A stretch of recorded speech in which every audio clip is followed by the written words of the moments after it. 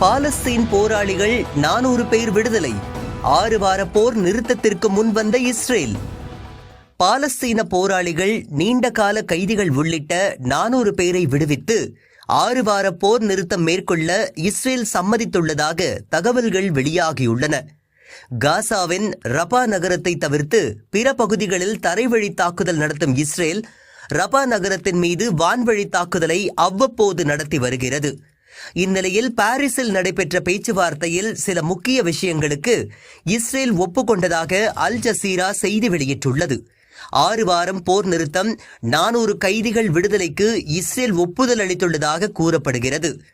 400 கைதிகளில் நீண்ட நாட்கள் சிறையில் இருப்போர், ஆயுள் தண்டனை விதிக்கப்பட்டவர்களும் அடங்குவர். இதேபோல வடக்கு காசா பகுதிக்கு வயது முதிர்ந்தவர்கள் மற்றும் இராணுவ பணிக்கு தகுதியற்றவர்கள் செல்லலாம் என இஸ்ரேல் ஒப்புக்கொண்டுள்ளது. மக்கள் நெருக்கம் மிகுந்த பகுதிகளில் இருந்து இஸ்ரேல் படைகள் வெளியேறுவது, தினமும் 8 மணி நேர தொடர் வான்வழி கண்காணிப்பை நிறுத்துவது போன்ற நிபந்தனைகளுக்கும் இஸ்ரேல் ஒப்புக்கொண்டுள்ளது.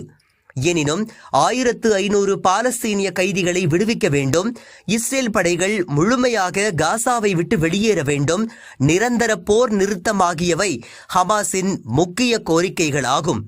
ஹமாஸ் இது குறித்து தீவிரமாக ஆலோசித்து வருவதாக கூறப்படுகிறது.